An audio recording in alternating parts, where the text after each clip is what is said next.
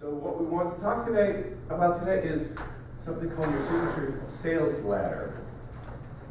Sounds fun, sounds impressive, but really what we want to talk about is once you become working in the professional speaking field, once you start to go out and work, whether you're looking for recognition or for some money, you want to have something to sell. You may need some things free to sell, to provide, just to market yourself.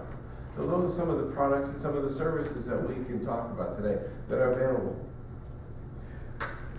The first page talks about the list of our workshops, what we've done so far.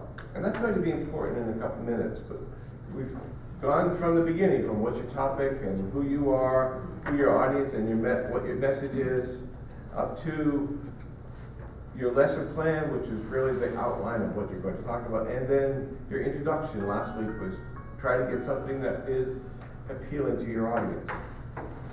Next couple months we'll be talking about your signature brand.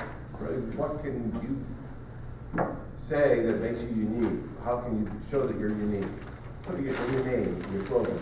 And then a marketing plan to finish up with. Is there anything else that you think you would like us to talk about? Cover. Is there any other areas for starting a professional business, professional speaking business? Again, doesn't have to be for money, it could be just for helping a cause. Anything else that you would like to cover? Not really, but some of them are missing, and I'll let you know which ones, I guess. Okay. Yeah. All of these have a YouTube video on our Global Leaders YouTube channel. On the signature series, it's a separate section right there, so you can go and review all of the lists. I do have all the handouts and PDF that you can use also if you want to get a copy of them. Okay. So I'm going to start with the question that's a line that's there that you should all be able to answer very easily. Your overall mission as a speaker is to AV your audience. Add value. Add value. What was that? Very good. And that is something that's really important to keep in the top of our mind. What did we say when we talked about the introduction? What did we say when we talked about the elevator speech or even the audience? All of those said, your audience isn't going to come here to see you. They're not coming here because they just feel like doing something. They're coming because they want to get something out of it. They do it for a reason. And your goal is to help them solve a problem or give them information that they may need. That's added value.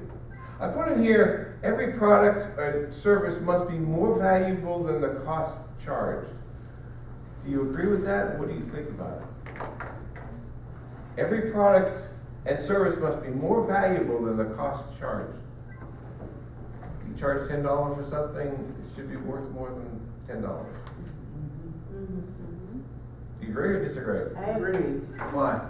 Because people go more for what they can get out of what, and when you give more than the cost, you have more people buying than if you undercharge. I mean, you overcharge and underservice.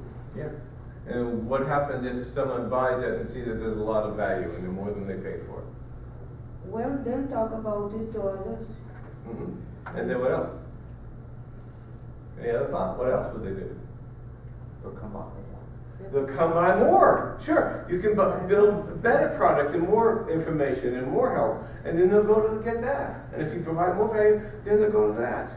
They'll buy more. When you see the sales ladder at the bottom, you give something to someone for free, people are going to say, this helped me.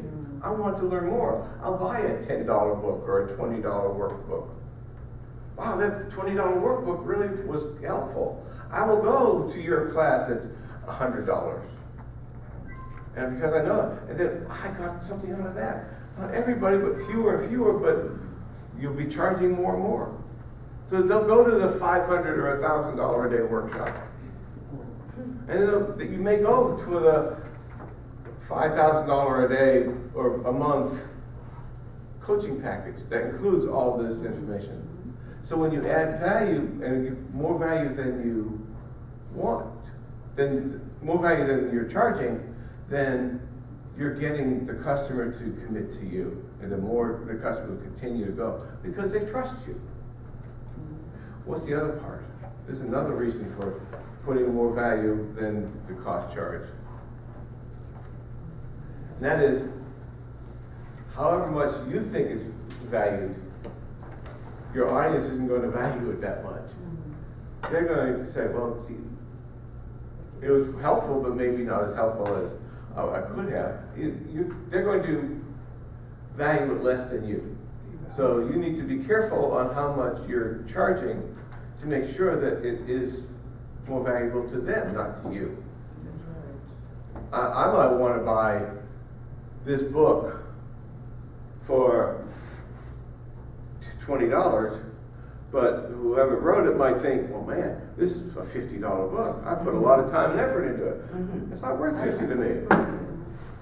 But if he sells it for $20, because it's my value, then I will go back and say, I want to learn more and buy some more.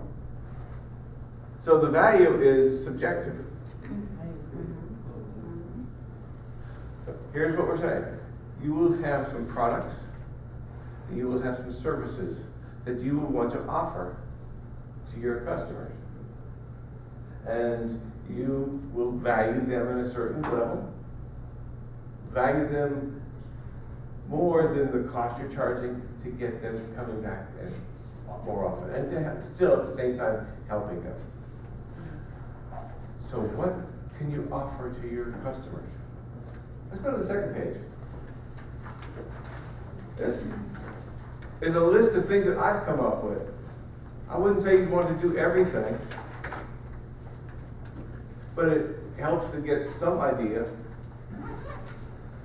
But first you want to look at the product and say, who's your target? Your target is you. How does it help your audience?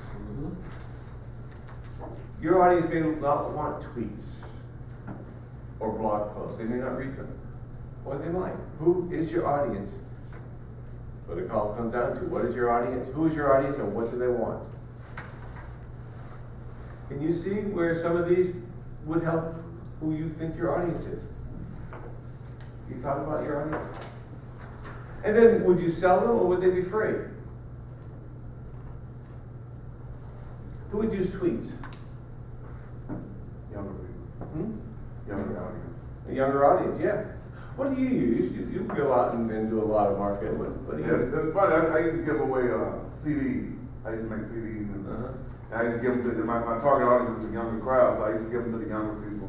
And they used to kind of look at me and, we don't play CDs anymore. And so I learned very quickly, you got to keep up with who your target audience is. Yeah. So what do you do now? Direct them to Facebook. Okay. YouTube. And what do you do on Facebook? I put my videos, and I put daily motivational usually, or sometimes 4 or 5 times a day out. As a thought moves me, I'll add something to my site. Okay. And are those short or are those long? Pretty short, quote, maybe inspirational thought. Okay. What are the videos? Just the videos, go to different locations and Okay. When you went and add my YouTube videos to the site. Perfect. And he sends them out via text several times a month. Absolutely. More More to your cell phones or to on cell phones, emails. okay. Because I know the younger people, they look at the amount of views, and that's very important. So I try to get my amount of views up, and it's like you see, we get to a certain target, people start to watch a little more. So if later workshop will talk more about the marketing, but the first thing you need to identify is what product does your audience want? Do they want the blogs and posts, or if it's an older crowd, if it's a different crowd, it may not. Jeannie, who would your audience be, and what do you think they would like to know or see? My audience is usually, so far lately it's been like birthday crowds, churches, seniors, Mary Singleton. Mary Singleton people, yeah. Right, they call me over here to do those things. They are my audiences. groups that's 10 years old. I guess you call me they're both 10 years old. I guess you call me a halfway member. Them, I serve the children. I do things for them every once in a while, try to get out and show them culture. Hopefully that they'll put this down right side. Okay, good, good. And how do you keep in touch with them? You can go by the house. But your rest, the church and. Oh, okay. They keep in touch with me. They keep it, okay. They keep in touch with me. Yeah.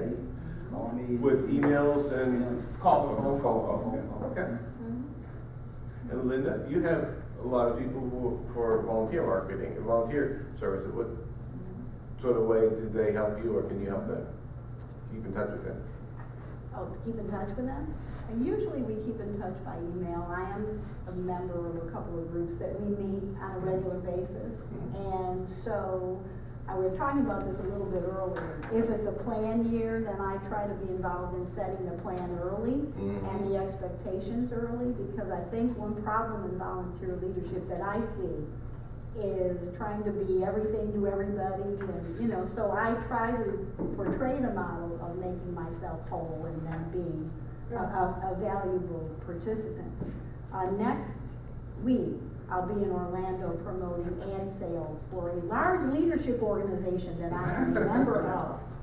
And so my challenge then as a volunteer leader will be to convey to small businesses what we can do, what our partnership, and specifically my partnership, can do to add value to, because theirs is a business model.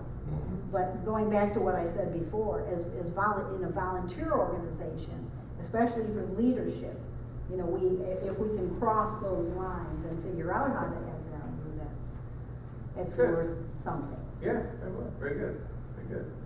Do your audiences like ebooks or books?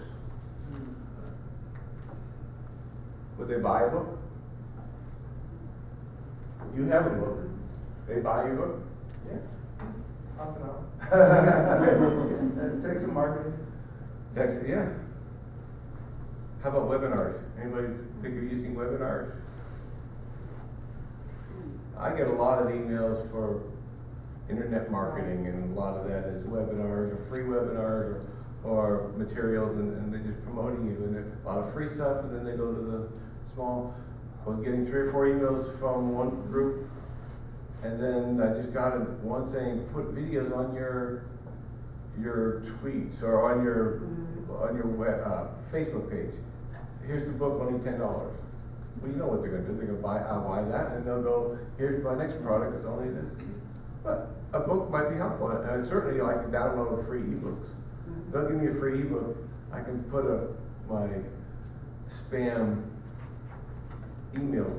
I have one email, I just put all the things I sign up for. And all the spam stuff goes to that, so I don't even have to look at it that much. Audio or an audio book. You can take your book and transfer and put it into an audio, and maybe someone will buy it or use it or sell it or give it away as free. YouTube videos. How about services? Services might be, it's something where you're actually going out and touching the person. A speech, a phone call. Phone call would be a good one. A webinar. Or one-on-one coaching for an hour or for a day or for a monthly service. If you get to a certain point, you may even want to do a membership or a micro membership. Have a membership site where you just contact them every month or every week and provide the information. It could be free. It could be paid. Or for a short period of time. One of the people that I see a lot, they offered for $100 4 weeks of coaching on starting and writing your own book for 10 people. So this lady's going to get $1,000. She'll talk to us for 4 hours, 1 hour webinars, and then communicate with us with 1 email a week. How much time is that going to take for her? But she's getting $1,000 for it. That's pretty simple. It's a micro membership, 4 or 5 weeks. Something you could think about doing. You would not start doing it now, but you have it in the back of your mind for your future plan.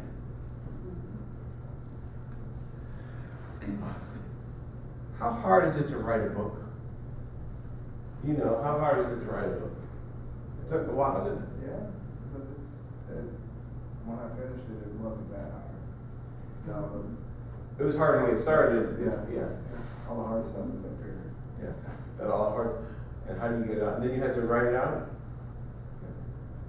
You want to know a different way of writing a book? This is something I presented at the workshop a couple weeks ago for the officer training. Go to the third page. There's 3 types of books: a how-to book, or if you're not sure you're as much of an expert, an interview book. You can go and interview people, saying, "How do you do this?" Because we would like to know, but we don't have the opportunity to interview. Or if you really want, there's also fiction books. All books have pretty much the same outline, don't they? You start with an introduction, who you are, why you wrote the book. You have a foreword. Here's what I'm going to talk about, and what it's all going to do for you. And then your outline. Here's who people I interviewed, here in each one of their stories, or if you were doing a program to help others, here's your step by step by step. Each chapter is a step. And then at the end, a conclusion. Here's what you learned, here's how you can apply it in your own life. So that's pretty much what a book would be. Now there are other pages for disclaimer and credits. You want to give credit to other people. Place about yourself. Now here's the trick. Look at these outlines of the steps in a book. Your introduction, who you are, why you wrote the book. That sound familiar? I'm talking to Toastmasters here. Does that sound familiar? Yes. What does it sound? Sound like an icebreaker. Yeah. Forward. Summarize the message and how the book will help readers. Does that sound familiar? Get to the point. Yeah. Conclusions. Motivate and inspire your readers to take action. That sound familiar? Number 9 and number 10. Your steps. 1, 2, 3, 4, 5, 6, 7, 8. They sound like speeches. What is George doing? What am I doing? Videoing, What am I doing? recording. What happens when we record? It's permanent. So I can put it on YouTube, yes, or I can get it transcribed. Costs 50 cents a minute. Or if you buy a program, you can get it done yourself. You just have to edit the transcription.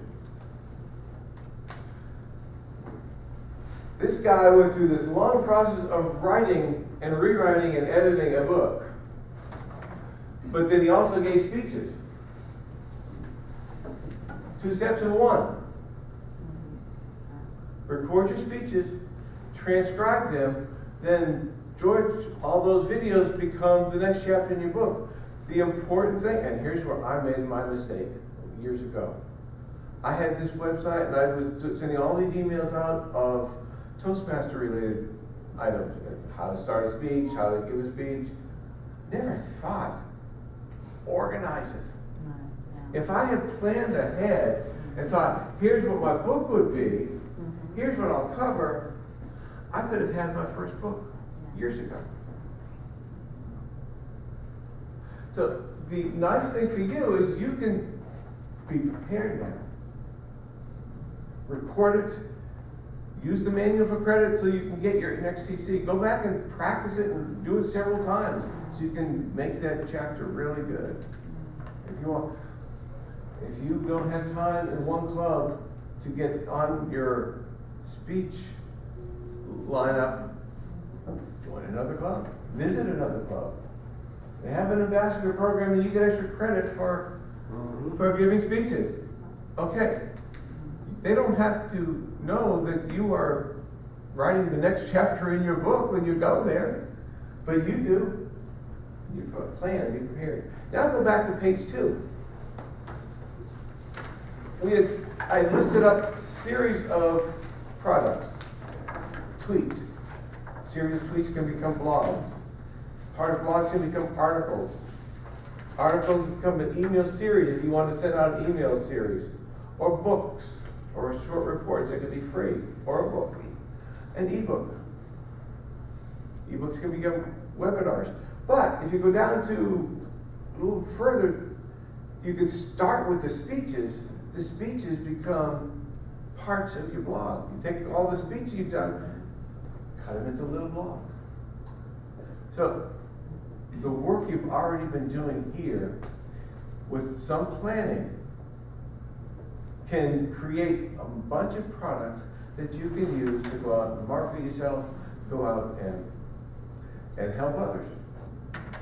And go out and create that book and those products that you want to get out to your public. I have a question, Fred. Yes? What do you use, you're gonna have like this, if you have an hour-long presentation or a 45-minute presentation, when you're sending out to like YouTube, or you're sending out through an email or a Facebook, you want it to be like too concise, you want it to be 2 to 3 minutes. What do you use to break a larger video down into smaller components? What editing software? For videos, Yeah. whichever one you want. Right now, I'm using a program called Pinnacle. Well, there are several of them out there. Pinnacle is the easiest one for me, and then I put it into an MP4 format. But then there's also Windows Movie Maker that's free, that's on most new computers that you buy.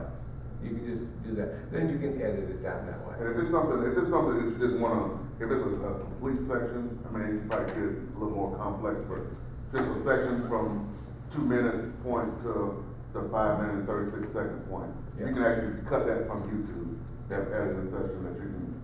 Sure, you can do it on You YouTube, can yeah. cut it, you can Yeah. cut it, but I don't think you can, I'm not sure how much you can do after that, but Yeah. just those sections, you can section them off. Okay. On my system, I take my video, it just recorded the whole 3 hours of the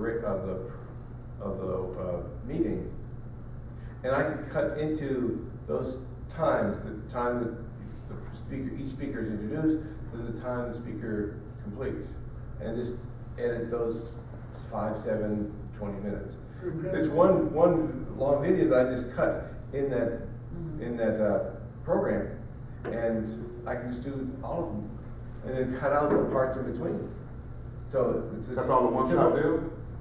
Yeah, yeah, it's nice. I just keep the same video in the bar, the working bar, and it brings up the whole hour-long video, but it shows me the times. I just move it to the time that it's supposed to start, and then I want it to start, and then, which is the introduction, and the time at end, which is when the applause starts.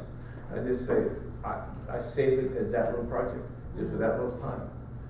And then I'll save it for Scott's speech. But then after Scott is George. So I'll take the same video and then just edit the times. It's really simple. I've gotten that, the Pinnacle is the one I've used. Mine's like 4 years old, so it's really slow right now, but I know I can get better. But it's simple for me. And you've seen the title page that I have in each one. I just type in what the information is. And since I've got the template, I just edit each time. And then at the end, I can put my contact information and my logo. And then it has the different ways of transitioning. You can expand out, or just pop, or it can compress in, or just slide over, whatever way you want. It's a fun little program. It works well for me and works well together. Can edit more completely, but I just haven't yet. I just put the whole video in there right now. What I've learned too is that do what the companies do, hire somebody. Yeah. It's very, very cheap. Do you think hiring somebody takes, they made it seem like this grandiose thing, and it really isn't. You go to elance.com, Exactly. Fiverr.com, Yep. find a virtual assistant. They may be, Yeah. over somewhere in Malaysia or whatever, Mhm. but you give them, if you say, okay, I'm willing to invest $20 a month in my business, Mhm.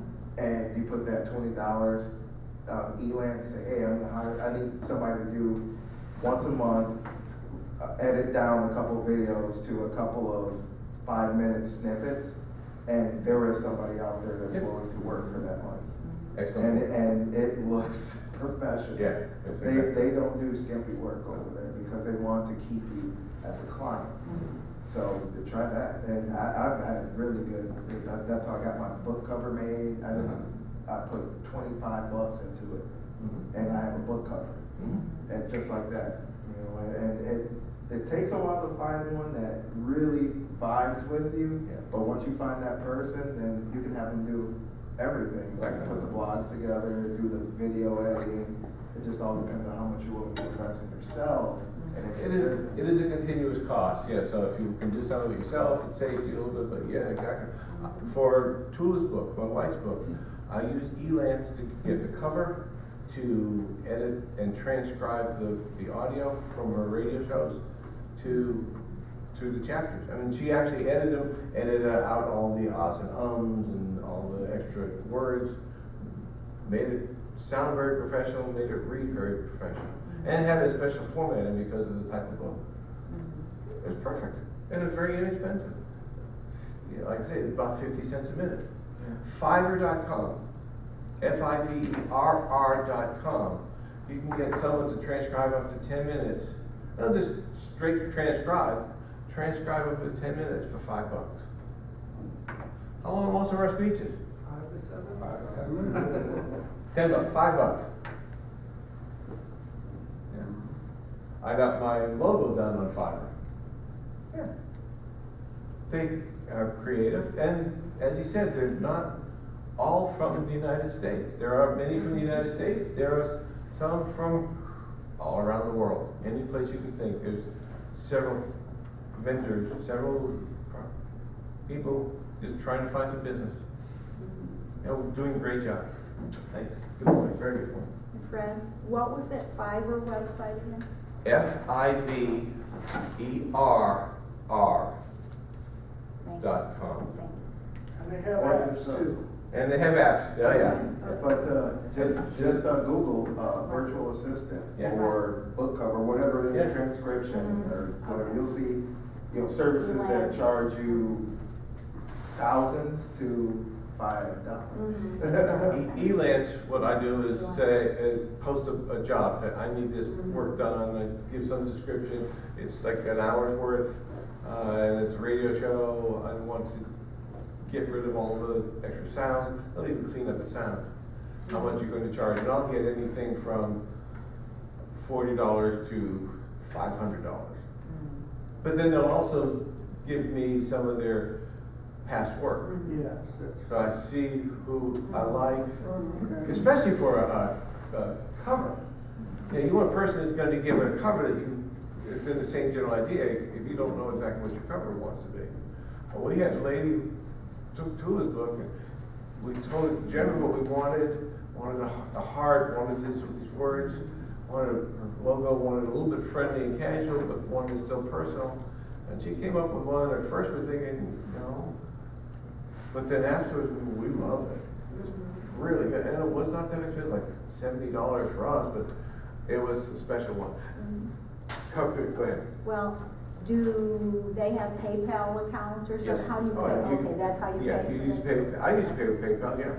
Okay. Usually you pay through the whatever service because they're taking a little bit off the top, the Right. website, but Yeah, it's not. it all goes through the website, through the Okay. net, so not directly to them, and they discourage going directly to them. Okay. Same with Fiverr.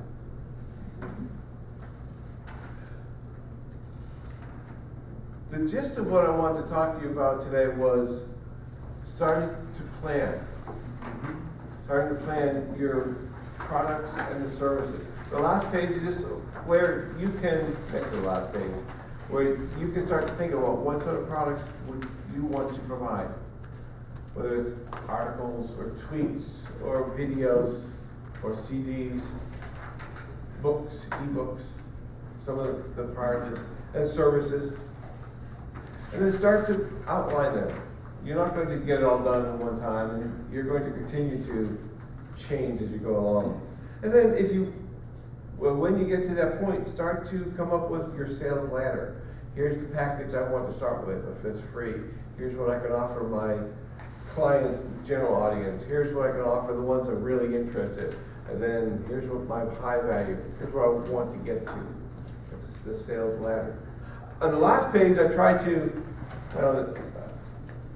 next to the last page, it is still. Oh, on the last page, I went to this, and then I realized this is way too much, even for me. I put a lot of stuff in there. So then I started scratching out. I actually have a separate one where I cut out half of these. It was a good start. For you, it would be a good start to just come up with one. And start scratching them out. No, I don't have the time to do that. I don't want to do it. If you're just going to be second career, you still have your main job, but just doing this on the side, and you don't have time to do all of it.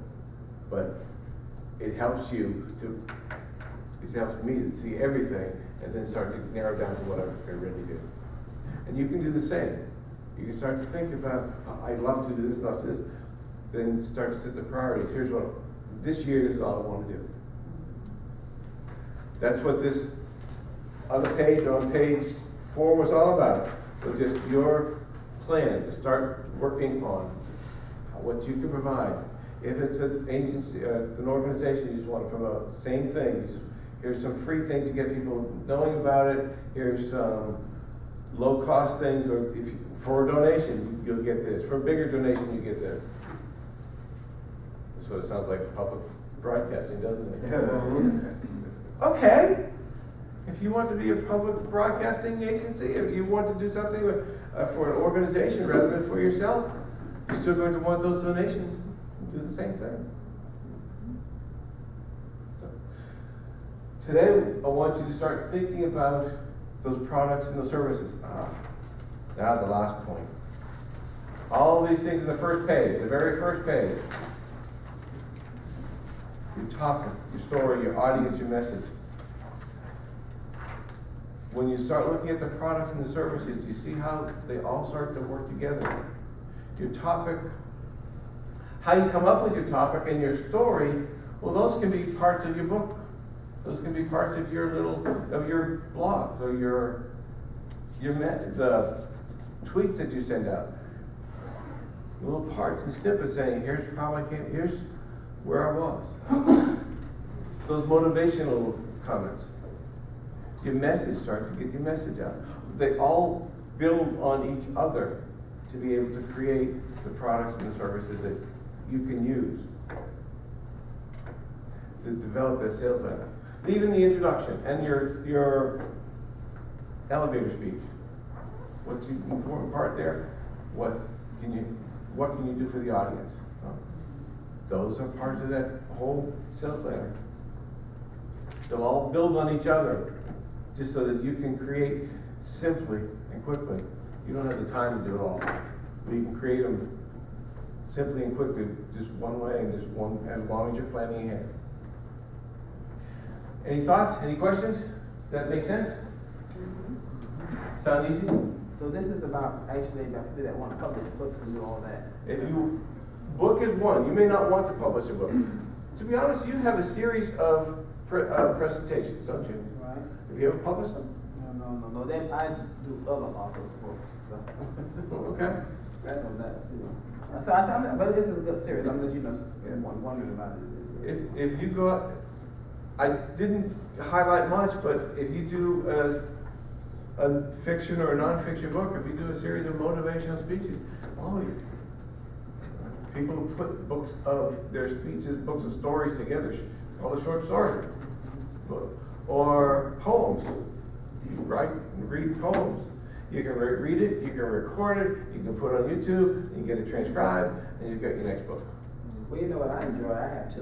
We have two authors in Toastmasters, a number of authors, and I'm reading books. One's Janie Cherry, The Cost of Love is Sanity, which is actually like a fiction, like this is really interesting, romantic. And then one is like an autobiography. Dr. Vanna, she's a principal, she's a Toastmaster down in Lakeland. The Cost of Grandma's China. Very good. So I get to read the life, and then I get to read hers, which is neat. And it's really neat, the Toastmasters, because it's really helping me in concentration. And so I enjoy that, they put good product. in There are a lot of, surprisingly, a lot of people in Toastmasters who have written books. Wait, you know, it's strange that you talk about, this girl, Dr. Lana. Alana, she wrote a book, and, you were talking about organizing and all that, and I started reading the book. I went to the training, and she started talking, and when I'm trying to follow, what is she saying about this Grandma China? She goes to the back of the story, then she came back to the front, then she have it all mixed up, and all I can see in her writing was a confused person. So, she liked it. It didn't impress me. So, I mean, I think when you're doing something like that, you have to consider your points and let them run in And order, messages. because, I mean, you don't know who reading your book. That's right. And I might be different from you might be different from me. The way I look at things is different. Yeah. And nothing wrong with you, but something might be wrong with me. Because Your audience is not everyone. We said that very early on. It's certain people who actually get attracted by your message or could be helped by you. It won't be for everybody, that's fine. Did your friend Rolene Kennedy just release a book? I think she Yes. did, Ronnie, but Really? right, I haven't got. And she And invited Earl's us. gonna be doing one, Earl Kitchens, anyway, release one. In early, yeah. you know, Here's another, just an aside, and I'll mention more for Linda's thought. Linda gave a speech last month about, and she used Dale Carnegie's book, one of Dale Carnegie's. we know about this. Now, if you are going and presenting, He's a good author now. if you're going and presenting and you reference somebody's book, and you are selling your own products in the back of the book, back of the room afterward, you have developed your own book, you have your own CD and everything else, but you mentioned Dale Carnegie. Do you have Dale Carnegie's book in the back there? You've just given a great reference for it, saying this is a good book. Well, sell it, because the people are going to want to know it anyway. This is not sort of a bonus thought, but if you have mentioned somebody, you've given a sales pitch for them too, as well as your own, and you can buy them in bulk and then you can sell them and get a little bit of profit to go for whatever else. If you have an organization you're supporting, and that organization has an author who's supported, make sure that author's book in the back and you get those profits to help towards your organization. Linda? I have three very short things. First of all, thank you so much for remembering what I spoke about the last time. People actually remember. Yeah, I remember Dale Carnegie. He's much more memorable than I am. Thank you, appreciate that. Catherine, I can't remember her last name, Yes. sent 26 newsletters from Speaking Tips from A to Z or something similar to that. And that became her book. It's an excellent book. So you mentioned, sending out snippets of information, and you mentioned the organization. Some kind of a format even as simple as that, very powerful, and excellent tips. Also, yesterday, and rarely, but yesterday, I was faced with a situation where the man who signs my paychecks was very upset at me. Now, it was a point of some misinformation, but I can tell you on a daily basis, I know that if I'm not true to myself, if I have not demonstrated value, if I don't stand tall enough and be able to say, I didn't do that, I did do that, whoever else didn't do that, as processes and procedures, if I don't know that those moments may be coming and don't demonstrate value every day, I may be in that point of saying, well, if this isn't your if this isn't your real job, this right here, this is talking about living your dreams. And in some way, I'm living my dream at the company that I work for.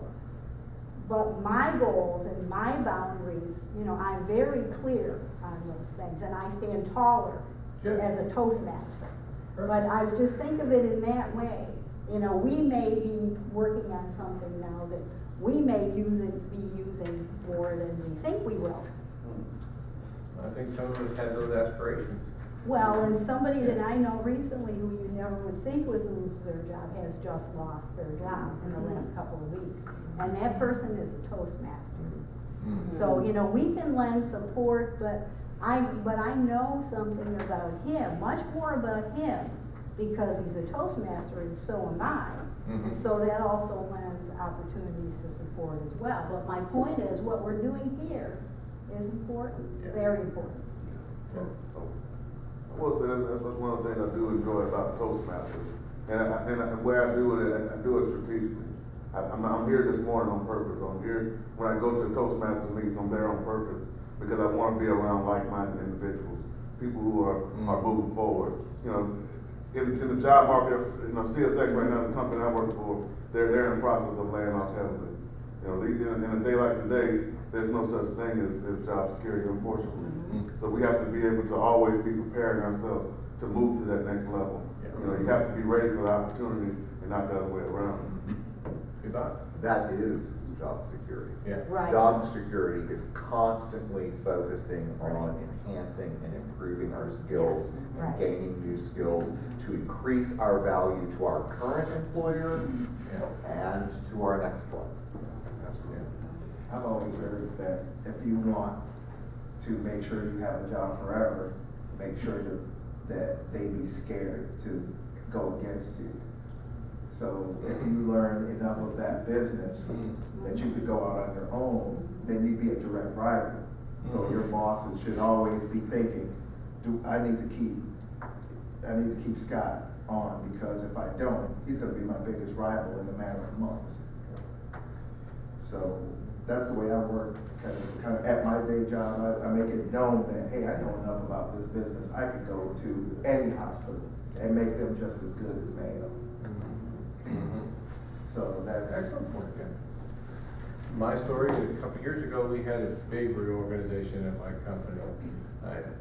Every position just about was up for change. Every person had to apply for their job again and apply for others. And I saw in the job description that they wrote some jobs for people, even though they weren't perfect. Right. A couple times the people didn't apply for those jobs, they applied for other jobs they thought they would like more. And they were given a box one morning. Thank you for your service. Yeah. Yeah, but the company tried, my point was the company tried to develop some job description for the people they liked and who they knew who could contribute.